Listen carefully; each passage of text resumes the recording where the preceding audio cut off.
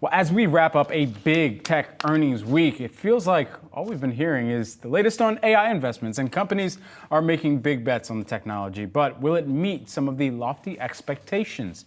To discuss, let's bring in Yahoo Finance market domination anchor Julie Hyman. Hey, Julie. Hey there, Brad.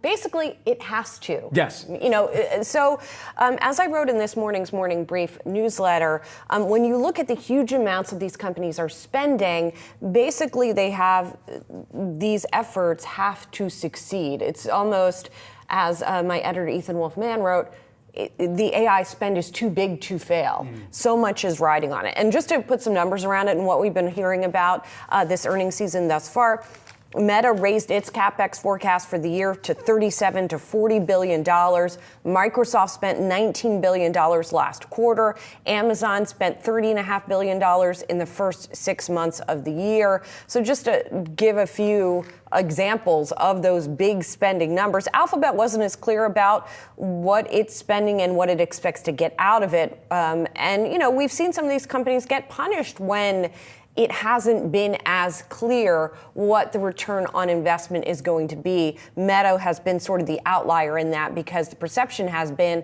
that they are seeing some fruits of their AI spend when it comes to advertising and other efforts on the platform. But you do have to worry about the sort of bias, if you will, Brad, from these companies.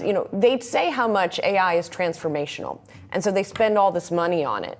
But then even if it doesn't turn out to be transformational, they're motivated to make it so, right? Because they've spent all this money. And there's still a lot of optimism within the industry. I mean, we talked to Patrick Moorhead the other day, who's a tech analyst, and he's still confident that even if it takes a little while, they'll figure out how best to optimize AI and what it's for. Right, the pivot, right? But it is, there are still a lot of questions, and there are some on the street who have been asking the question of, what are we going to get out of all of this? Right. What is the return on investment, and how do we kind of see it in our everyday lives tangibly? And for investors, how do they really maximize on the shareholder value as a result of that? And does it take the amount of time that it took for Cisco to prove to the street that it could grow into its valuations? And speaking of those valuations, we had talked about lofty valuations with Stacy Rasgon yesterday, and he was talking about the difference between lofty numbers and lofty valuations.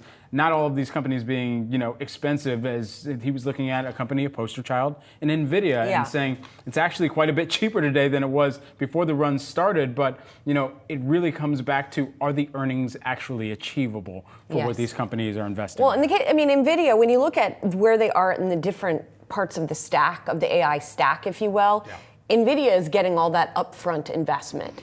Then you have the cloud companies, the Amazons, the Alphabets, the Metas of the world, the Amazons of the world, who are then using the chips to build out all of that capacity. Then there's the next wave question of enterprise software companies, right? A ServiceNow has talked about productivity gains, but they're going to be under more and more pressure to quantify that and to prove that they are getting those productivity gains and that it is adding to their business.